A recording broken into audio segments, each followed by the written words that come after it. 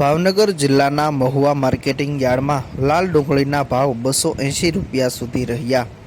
ભાવનગર જિલ્લાના મહુવા માર્કેટિંગ યાર્ડમાં આજે ખેડૂતો પોતાની અલગ અલગ જણસ લઈને વેચાણ કરવા માટે આવ્યા હતા। ફક્ત ભાવનગર જિલ્લો જ નહીં પરંતુ અન્ય જિલ્લાઓમાંથી પણ ખેડૂતો અહીંયા ડુંગળી, કપાસ, ઘઉં, મગફળી સહિતના પાકો લઈને વેચાણ કરવા માટે આવ્યા હતા। ખેડૂતોને ભાવ પણ સારા મળ્યા હતા।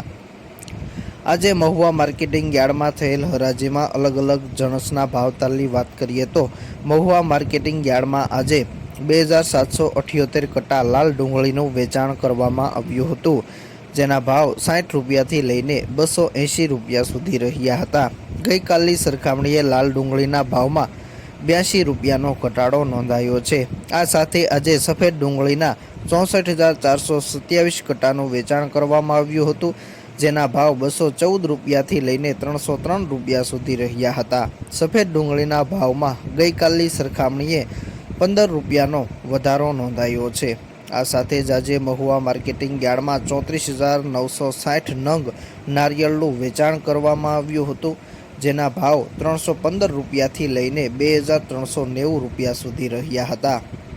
આ સાથે જ મહુવા માર્કેટિંગ યાર્ડમાં આજે અલગ અલગ મગફળીનું વેચાણ કરવામાં આવ્યું હતું, આવક નોંધાઈ હતી। મહુવા માર્કેટિંગ યાર્ડમાં આજે મગફળી ગિરનારનો ભાવ 1,202 રૂપિયાથી લઈને 1,392 રૂપિયા સુધી રહ્યા હતા, જ્યારે મગફળી નવીનો ભાવ 1,421 રૂપિયાથી લઈને 1,615 રૂપિયા સુધી રહ્યા હતા, જ્યારે મગફળી 39નો ભાવ 1,202 રૂપિયાથી લઈને 1,471 રૂપિયા સુધી રહ્યો હતો, જ્યારે મગફળી G20નો ભાવ 1,250 રૂપિયાથી લઈને 1,473 રૂપિયા સુધી રહ્યા હતા। જ્યારે આજે 2061 ગુણી મગફળીનું વેચાણ કરવામાં આવ્યું હતું।